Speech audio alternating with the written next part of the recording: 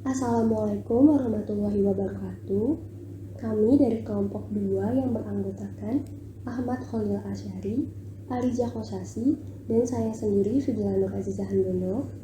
Pada pertemuan kali ini, kami akan mempresentasikan materi 3 dalam mata kuliah dasar-dasar sains. Setelah sebelumnya kita telah membahas materi pengertian sains, aktivitas pengembangan sains dan sifat-sifat sains, ada juga sejarah perkembangan sains serta aliran-aliran berpikir ilmiah. Pada pertemuan kali ini, kita akan membahas tentang sumber-sumber pengetahuan alam.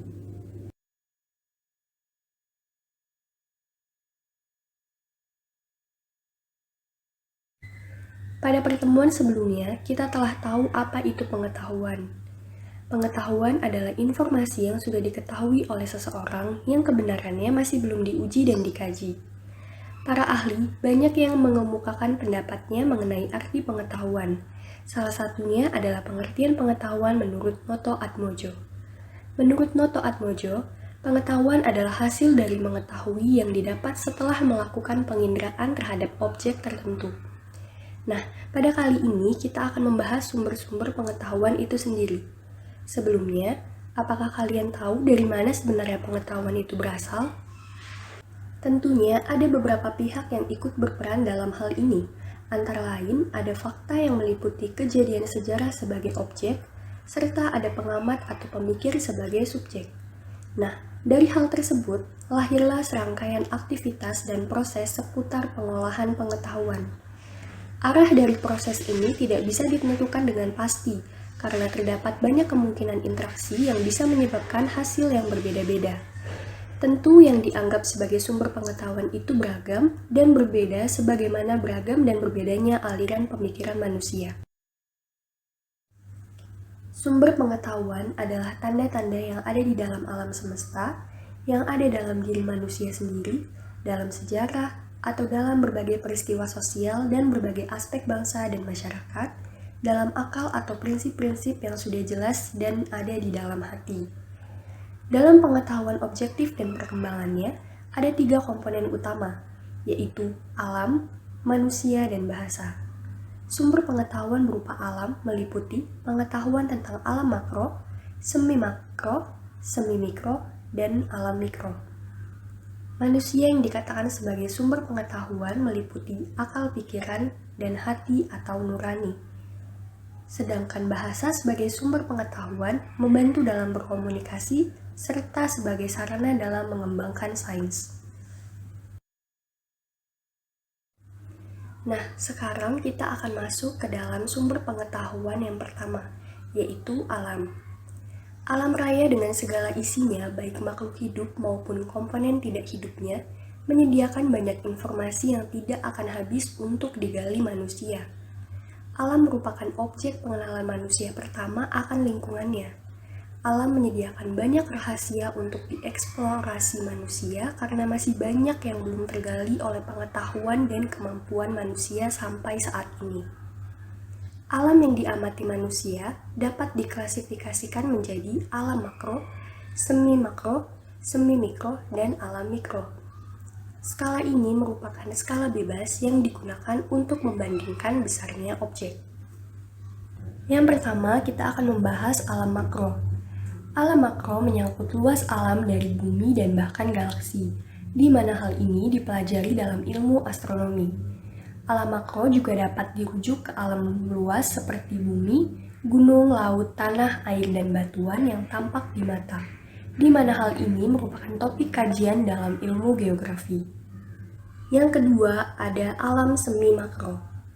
Alam semi makro adalah alam yang diamati manusia sehari-hari, mencakup alam binatang dan tumbuhan, serta makhluk hidup yang banyak dikaji dalam ilmu biologi. Sementara itu, yang tidak termasuk makhluk hidup dikaji dalam ilmu fisika, seperti cahaya, energi, kilat, listrik, panas, dan banyak aspek materi lain yang dikaji dalam ilmu fisika.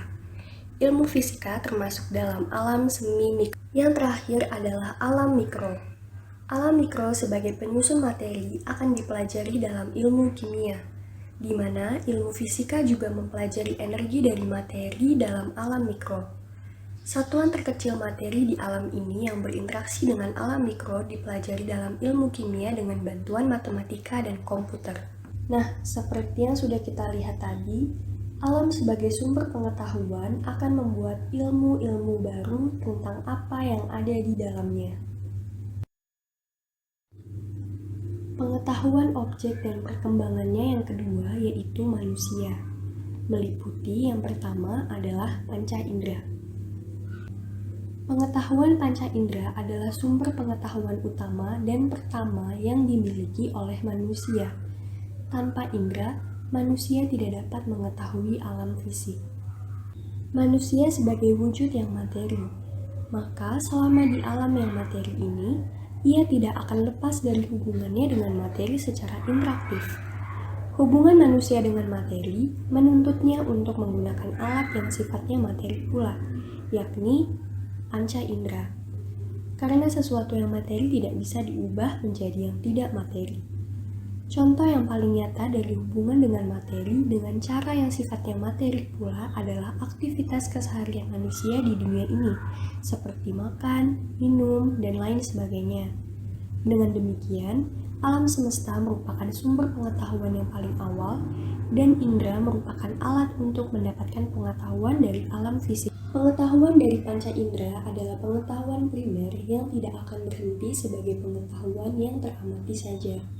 Selanjutnya, persepsi manusia akan bekerja dan mengolah apa yang telah diperoleh panca indera dan menjadikan informasi ini menjadi lebih bermakna. Selanjutnya yang kedua, kita akan membahas tentang akal. Selain alam semesta dan panca indera, akal merupakan sumber pengetahuan yang kedua dan sekaligus juga sebagai alat pengetahuan. Akal adalah alat pengetahuan, sedangkan indera hanya pembantu saja. Indera hanya merekam atau memotret realita yang berkaitan dengannya, namun yang menyimpan dan mengolah adalah akal. Akal digolongkan sebagai salah satu sumber pengetahuan karena hal sebagai berikut. Antara lain, akal dapat menarik kesimpulan tentang apa yang terjadi, apa yang kita amati, dan apa yang kita lihat. Akal mempunyai kemampuan mengelompokkan segala yang ada di alam realita ke beberapa kelompok. Misalnya, realita-realita yang dikelompokkan ke dalam substansi, apakah benda itu bersifat cair atau keras, dan lain sebagainya. Akal juga dapat menggabungkan, menyusun, dan memilah dan menguraikan. Serta, akal dapat bersifat membangun dan mengeluarkan pendapat atau pemikiran dalam mengefisiensikan sesuatu. Yang selanjutnya adalah hati atau nurani.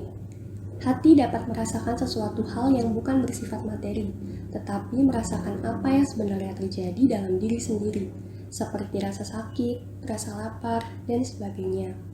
Oleh karena itu, hati digolongkan sebagai salah satu sumber pengetahuan. Seperti yang tertulis di batu nisankan bahwa ada dua hal yang sangat mengundang decak kagum manusia, yaitu langit berbintang di atas kepala kita dan hati nurani di dalam diri kita. Intinya, Kant sendiri meyakini bahwa yang merupakan sumber ilmu pengetahuan selain alam semesta adalah hati. Walaupun pengetahuan rasional itu melahirkan bentuk-bentuk keyakinan tertentu, akan tetapi sangatlah terbatas. Sedangkan keyakinan yang dihadirkan oleh intuisi dan hati lebih sempurna, lebih mendalam dan bersifat. Komponen terakhir tentang pengetahuan objek dan perkembangannya adalah bahasa. Sarana berpikir ilmiah adalah faktor yang paling menentukan perkembangan sains. Hal utama yang termasuk dalam sarana berpikir ilmiah ini adalah bahasa dan logika. Bahasa dapat membantu berkomunikasi dan juga merupakan sarana mengembangkan sains dengan baik. Fungsi bahasa adalah sebagai alat komunikasi penting dalam upaya menyampaikan temuan sains. Contoh yang paling dekat dengan fungsi bahasa sebagai bahasa sains yang digunakan untuk menjelaskan apa yang terjadi di lingkungan sains. Bahasa sains tercipta karena bahasa yang berupa kata atau ungkapan tidak cukup untuk menjelaskan gejala alam dengan bahasa yang lebih rumit tersebut. Dalam dunia sains internasional misalnya, apapun bahasa pengantarnya, mau itu dari ilmuwan Jerman, Prancis, Spanyol, Amerika, dan lain-lain, Mereka kerap bisa berdiskusi mengenai suatu gejala alam tanpa mengalami hambatan yang berarti. Hal ini dikarenakan bahasa sains dan terminologi yang mereka gunakan sudah menjadi bahasa sendiri, walaupun tidak semua dari mereka yang telah menguasai bahasa pengantarnya dengan baik. Inilah yang menjadikan bahasa sebagai sarana pengembangan sains. Nah, teman-teman semua, dari apa yang sudah kita bahas tadi, bisa kita ringkas bahwa sumber pengetahuan alam itu sendiri secara garis besar meliputi alam semesta, manusia dengan panca indera, akal dan hati nuraninya, serta bahasa sebagai sarana pengembangan sains. Sekian yang dapat saya sampaikan. Untuk materi selanjutnya akan disampaikan oleh rekan saya, yaitu Arija Kos. Baik, selanjutnya saya akan menerangkan mengenai alam yang digali manusia. Alam yang digali manusia maksudnya adalah sebuah penelitian yang dilakukan oleh manusia yang berkaitan dengan alam. Dan kajian dari penelitian tersebut berupa alam itu sendiri. Pada alam yang digali oleh manusia, berdasarkan dampaknya dibedakan menjadi dua, yaitu yang pertama memberi dampak positif. Dampak positif ini diartikan karena dengan penggalian tersebut maka akan memunculkan suatu pengetahuan ataupun pemahaman baru bagi manusia yang nantinya akan menguntungkan di masa mendatang. Sedangkan yang kedua, yaitu memberi dampak negatif. Dampak negatif ini disebabkan karena dengan adanya suatu penggalian tersebut, terkadang malah membuat alam terkena dampak buruk yang cukup merugikan. Dan biasanya dampak negatif ini bersifat selamanya dan tidak bisa diperbaiki. Beberapa contoh dampak positif akibat dari penggalian alam adalah sebagai berikut. Yang pertama, gambar daun mint.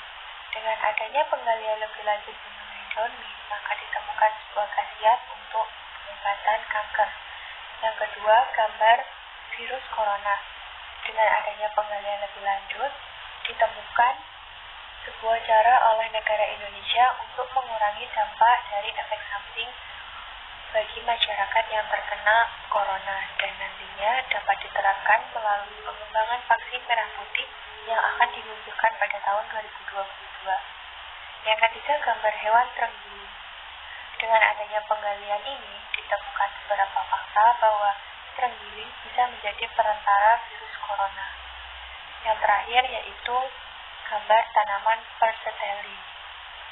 Tanaman ini juga memiliki manfaat yang tidak jauh berbeda dengan daun mint, yaitu untuk pengobatan kanker. Oleh karena itu, beberapa penggalian alam akan membawa dampak positif yang akan menguntungkan masyarakat maupun pemerintah. Sedangkan beberapa dampak negatif dari adanya penggalian alam adalah sebagai berikut. Yang pertama adalah gambar pihak yang main di otak. Awalnya peneliti menemukan sebuah kandungan koper pada tempat ini. Namun dengan adanya penemuan tersebut malah membuat masyarakat berlomba-lomba mengeksploitasinya dan berakhir menjadi sebuah lubang mengerikan yang diberi nama pihak yang main.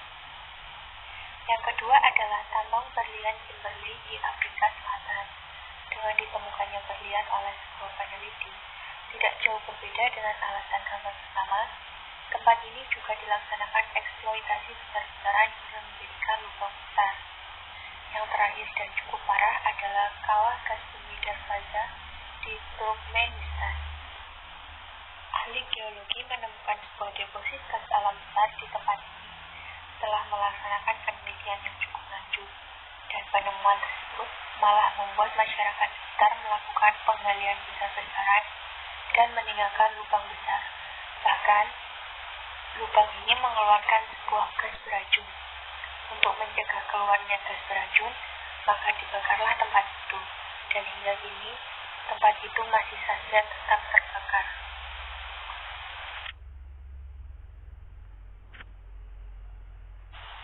Dengan beberapa contoh tersebut, selanjutnya saya akan menjelaskan mengenai tujuan adanya penggalian alam oleh manusia. Tujuan tersebut adalah yang pertama dan utama adalah untuk meneliti lebih dalam mengenai hal yang akan digali, seperti kandungan yang ada dan sebagainya. Tujuan kedua adalah untuk mengetahui sumber daya alam yang masih saja tersembunyi hingga saat ini dan belum terjamah oleh tangan manusia, karena sumber daya alam tersebut biasanya akan sangat menguntungkan. Tujuan ketiga adalah untuk meneliti manfaat yang akan diberikan dari adanya penggalian objek alam tersebut. Manfaat di sini seperti khasiat yang terkandung dalam sebuah tanaman. Tujuan yang terakhir adalah untuk memperkirakan suatu permasalahan yang dapat ditimbulkan oleh alam, seperti penggalian mengenai gunung berapi yang nantinya dapat memperkirakan permasalahan mengenai bagaimana ciri-ciri ataupun kapan gunung berapi tersebut akan meletus. Manusia berpikir menggali pengetahuan. Terdapat sebuah pepatah yang muncul dengan kalimat tersebut. Hal ini karena dengan adanya pemikiran manusia yang kritis, maka akan tercipta sebuah penelitian yang selanjutnya dapat menjadi pengetahuan baru bagi masyarakat. Pengetahuan baru ini nanti akan sangat menguntungkan masyarakat di masa mendatang.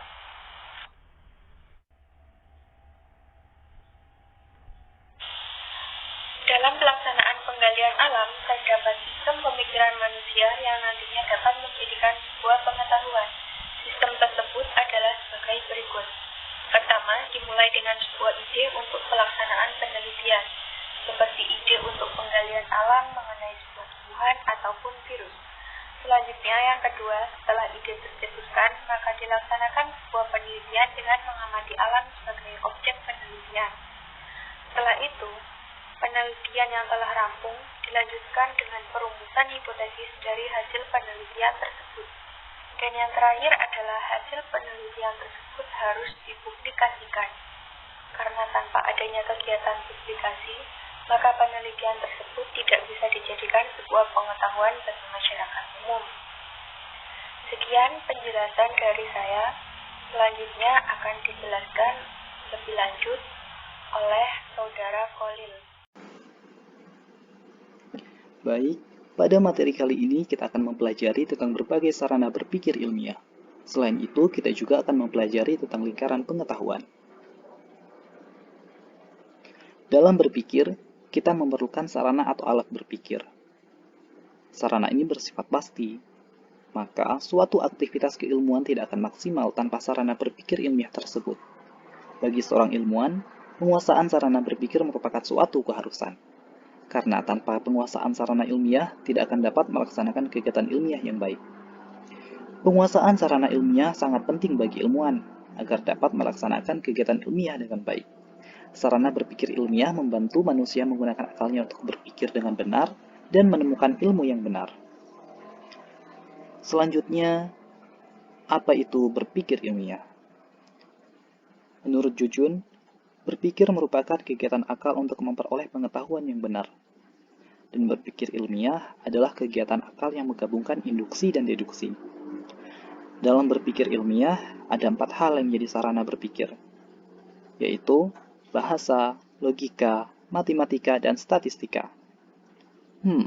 Mengapa keempat hal tersebut menjadi sarana berpikir ilmiah? Dalam berpikir ilmiah, bahasa berperan sebagai alat komunikasi verbal untuk menyampaikan jalan pikiran kepada orang lain. Dan logika sebagai alat berpikir agar sesuai dengan aturan berpikir sehingga dapat diterima kebenarannya oleh orang lain. Sedangkan matematika berperan dalam pola pikir deduktif sehingga orang lain dapat mengikuti dan melacak kembali proses berpikir untuk menemukan kebenarannya. Dan statistika sendiri berperan dalam pola pikir induktif untuk mencari kebenaran secara umum. Sebelum kita mempelajari bahasa sebagai sarana berpikir ilmiah serta berbagai definisi dalam bahasa ilmiah, mari kita bahas terlebih dahulu, apa itu bahasa? Menurut Kamus Besar Bahasa Indonesia, bahasa adalah sistem lambang bunyi yang arbitrer yang digunakan oleh anggota suatu masyarakat untuk bekerja sama, berinteraksi, dan mengidentifikasikan diri. Sedangkan menurut Jujun, bahasa adalah serangkaian bunyi dan lambang yang membentuk makna. Mengapa sih bahasa menjadi salah satu sarana berpikir ilmiah? Karena tanpa bahasa, maka manusia tidak akan dapat berpikir secara rumit dan abstrak. Tanpa mempunyai kemampuan berbahasa, maka kegiatan berpikir secara sistematis dan teratur tentu tidak dapat terwujud. Selanjutnya, tanpa kemampuan berbahasa, maka manusia tidak mungkin mengembangkan ilmu pengetahuan. Bahasa tidak hanya dijadikan sebagai sarana komunikasi, tetapi juga sebagai sarana belajar dan mengembangkan kemampuan berpikir. Bahasa memungkinkan manusia berpikir secara abstrak, di mana objek-objek yang faktual ditransformasikan menjadi simbol-simbol bahasa yang bersifat abstrak. Selanjutnya, fungsi bahasa. Secara garis besar, fungsi bahasa dikelompokkan menjadi fungsi ekspresif, fungsi konotatif, dan fungsi representasional. Dengan fungsi ekspresif, bahasa terarah pada si pembicara. Dalam fungsi konotatif, bahasa terarah pada lawan bicara. Dan dengan fungsi representasional, bahasa terarah pada objek lain di luar si pembicara dan lawan bicara. Fungsi-fungsi bahasa juga dibedakan menjadi fungsi simbolik, fungsi emotif, dan fungsi afektif. Fungsi simbolik menonjol dalam komunikasi ilmiah, sedangkan fungsi afektif menonjol dalam komunikasi estetik. Dalam ilmu pengetahuan, para ilmuwan tentunya memiliki bahasa mereka sendiri, yang sesuai bidangnya yang kita sebut sebagai bahasa ilmiah. Bahasa ilmiah memungkinkan para ilmuwan dari berbagai penjuru dunia untuk berdiskusi tanpa hambatan, walaupun bahasa asli mereka berbeda-beda. Bahasa ilmiah dapat berupa kata dan istilah yang berlaku di lingkungannya sendiri, maupun berupa simbol, rumus, gambar, grafik, serta kode dan bahasa program yang tidak mungkin dimengerti oleh orang lain yang tidak berminat di bidangnya. Masing-masing bidang keilmuan tentu memiliki bahasanya masing-masing.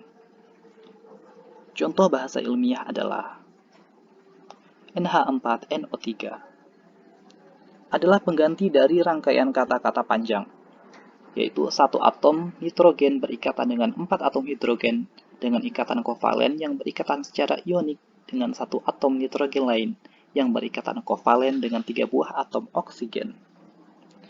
Singkat kata, tanpa bahasa kimia, ekspresi gejala alam akan membutuhkan waktu sangat panjang dan tidak efektif. Simbol dan bahasa kimia cukup menjadi wakil yang dapat digunakan dalam berkomunikasi oleh para penggunanya. Dalam bahasa ilmiah cenderung mengutamakan fungsi simbolis untuk interaksi antar ilmuwan di bidang masing-masing dan informasi spesifik yang disampaikan. Dalam hal ini, bahasa yang digunakan harus berpusat pada objek dan komunikasinya bersifat objektif, yakni jauh dari emosi seorang informan. Nah, untuk menjaga objektivitas serta memenuhi fungsi simbolis, dalam bahasa ilmiah akan didapati banyak wacana yang menjurus pada perjanjian dan ketetapan bagi pengguna bahasa tersebut. Untuk itu, akan ditemui banyak istilah spesifik untuk bidang yang dikaji, di mana hal ini sering disebut definisi. Definisi berasal dari bahasa Latin definire, yang berarti memberi batas. Kata ini berarti memberi batas pada sesuatu atau memberi pernyataan yang membuat penjelasan tentang suatu istilah. Dalam bahasa ilmiah, dikenal beberapa definisi, yaitu definisi nominalis, definisi realis, dan definisi praktis.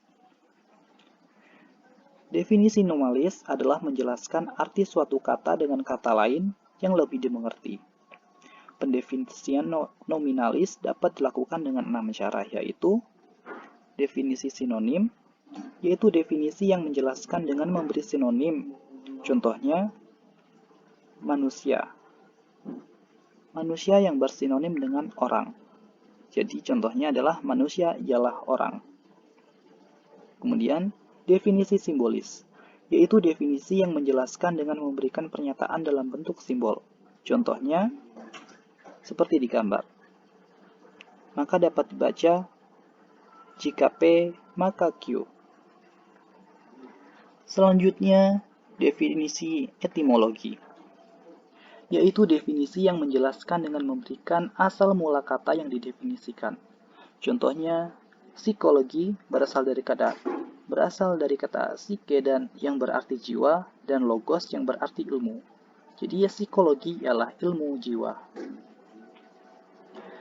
Selanjutnya definisi semantik, yaitu definisi yang menjelaskan dengan makna. Contoh berbau, yang mempunyai makna bau.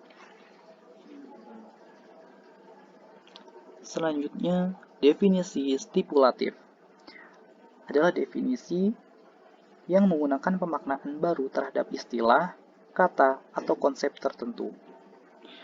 Misalnya kata anjing, di mana arti dalam Kamus Besar Bahasa Indonesia adalah binatang menyusui yang biasa dipelihara untuk menjaga rumah, berburu, dan sebagainya.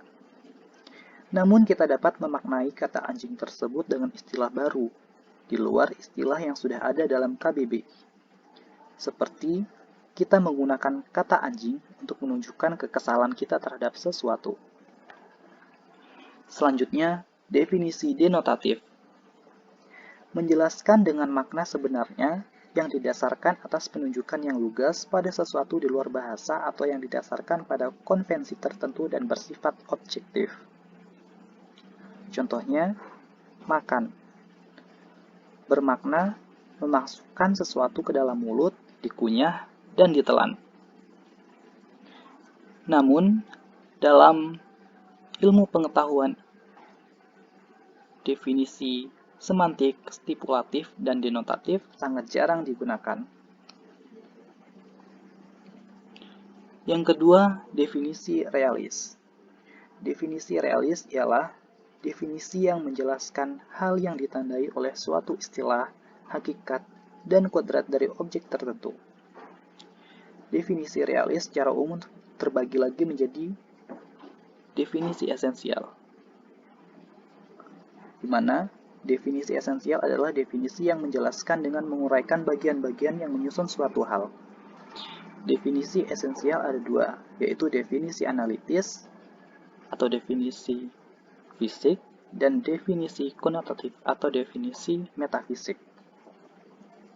Contoh definisi analitis adalah molekul air H2O terdiri dari 2 atom hidrogen dan 1 atom oksigen. Sedangkan contoh dari definisi konotatif yaitu manusia adalah hewan yang berakal budi. Selanjutnya definisi kausal. Definisi kausal adalah definisi yang menjelaskan adanya suatu hal yang menentukan sebab-sebab sesungguhnya. Contoh, pena adalah alat yang dibuat manusia untuk menulis. Kemudian ada definisi deskriptif. Definisi deskriptif menjelaskan tentang adanya sesuatu melalui aspek-aspek di luar dari karakter yang menyusun suatu hal. Contohnya, awan adalah uap air yang menguap ke udara disebabkan karena pemanasan laut yang disinari oleh matahari. Selanjutnya yang ketiga ada definisi praktis. Definisi praktis adalah definisi yang menjelaskan tentang sesuatu hal yang ditinjau dari segi penggunaan dan tujuannya yang sederhana. Definisi praktis ada 3 jenis, yaitu yang pertama definisi operasional, yaitu definisi yang menjelaskan dengan cara menegaskan langkah-langkah pengujian khusus yang harus dilaksanakan. Contoh dari definisi operasional adalah magnet adalah logam yang dapat menarik gugusan besi. Selanjutnya definisi fungsional. Definisi fungsional adalah definisi yang menjelaskan dengan cara menunjukkan kegunaan atau tujuannya. Contohnya, negara adalah persekutuan besar yang bertujuan dalam kesejahteraan bersama. Dan yang ketiga ada definisi persuasif. Definisi persuasif adalah definisi yang merumuskan suatu pernyataan yang dapat mempengaruhi orang lain. Misalnya, Lux adalah sabun bintang-bintang film. Selanjutnya, syarat-syarat definisi. Adapun syarat-syarat definisi yang pertama adalah definisi harus membuat hal yang didefinisikan jelas. Misalnya, hewan adalah organisme berindera. Syarat definisi yang kedua yaitu harus merupakan suatu kesetaraan arti hal yang didefinisikan. Artinya, antara hal yang didefinisikan dan definisinya apabila dibolak-balik memiliki kesetaraan arti yang sama. Misalnya, manusia adalah organisme yang berindera. Hal ini bukan merupakan definisi, karena apabila dibalik, organisme berindera adalah manusia. Tentu hal ini salah. Selanjutnya, syarat yang ketiga adalah tidak berupa metafora atau bahasa kiasan. Misalnya, bulan adalah dewi malam yang menerangi di malam hari. Seharusnya, bulan adalah benda langit yang memantulkan sinar matahari. Jadi, definisi tidak boleh berupa bahasa kiasan. Syarat yang keempat, hal yang didefinisikan tidak boleh masuk ke dalam definisi. Jadi, kita tidak boleh melakukan pengulangan. Misalnya, orang yang bijaksana adalah orang yang selalu bertindak bijak. Jadi, di sini ada pengulangan kata bijak. Seharusnya, orang yang bijaksana adalah orang yang selalu menggunakan akal budinya dalam bertindak. Syarat yang kelima, harus singkat. Misalnya, fosfor adalah jenis zat yang dapat bercahaya. Yang keenam, tidak dalam bentuk negatif.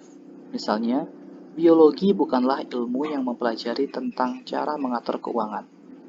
Jadi dalam definisi tidak boleh menggunakan bentuk negatif. Jadi yang seharusnya yang benar adalah biologi adalah ilmu yang mempelajari makhluk hidup dan seluk-beluknya. Materi selanjutnya yaitu logika sebagai sarana berpikir ilmiah. Menurut Kamus Besar Bahasa Indonesia, logika adalah jalan pikiran yang masuk akal. Logika disebut juga sebagai penalaran. Menurut Salman, penalaran adalah suatu proses penemuan kebenaran, dan setiap jenis penalaran memiliki kriteria kebenarannya masing-masing. Logika adalah cara berpikir atau penalaran menuju kesimpulan yang benar. Dan Aristoteles adalah pembangun logika yang pertama. Logika Aristoteles ini, menurut Immanuel Kant, 21 abad kemudian tidak mengalami perubahan sedikit pun, baik penambahan maupun pengurangan. Aristoteles memperkenalkan dua bentuk logika, yang sekarang kita kenal dengan istilah deduksi dan induksi. Logika deduksi, yang dikenal juga dengan nama silogisme, adalah jenis logika yang menarik kesimpulan dari pernyataan umum atas hal yang khusus. Contoh dari silogisme atau logika deduksi yang terkenal adalah semua manusia akan mati, di mana kalimat semua manusia akan mati merupakan pernyataan umum.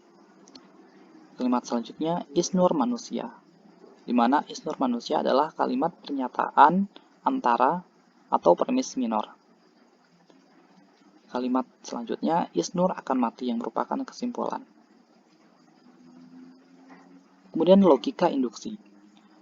Logika induksi adalah kebalikan dari logika deduksi, yaitu menarik kesimpulan dari pernyataan-pernyataan yang bersifat khusus menuju pernyataan umum. Contohnya, Isnur adalah manusia, dan ia mati. Ini merupakan pernyataan khusus. Kalimat selanjutnya, Muhammad, Asep, dan lain-lain adalah manusia, dan semuanya mati. Ini adalah pernyataan antara. Kalimat yang selanjutnya, dan semua manusia akan mati. Ini merupakan kesimpulan. Jadi, logika induksi adalah logika yang menarik kesimpulan dari pernyataan khusus ke pernyataan umum. Sedangkan deduksi dari pernyataan umum ke pernyataan khusus.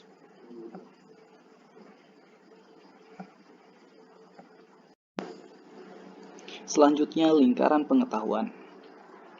Lingkaran pengetahuan atau yang bisa kita sebut sebagai siklus pengetahuan adalah sebagai berikut. Yang pertama dimulai dari alam, di mana dalam alam ada fenomena atau kejadian dan peristiwa sejarah yang merupakan objek dalam ilmu pengetahuan. Selanjutnya, ada manusia yang berpikir, di mana dalam berpikir manusia dibantu dengan sarana berpikir. Selanjutnya, dengan bahasa, manusia akan merumuskan dan berdiskusi tentang apa yang telah ia dapatkan dari alam. Selanjutnya, sains. Sains merupakan konsep yang tersusun yang merupakan hasil dari pemikiran manusia melalui diskusi. Sekian dan terima kasih.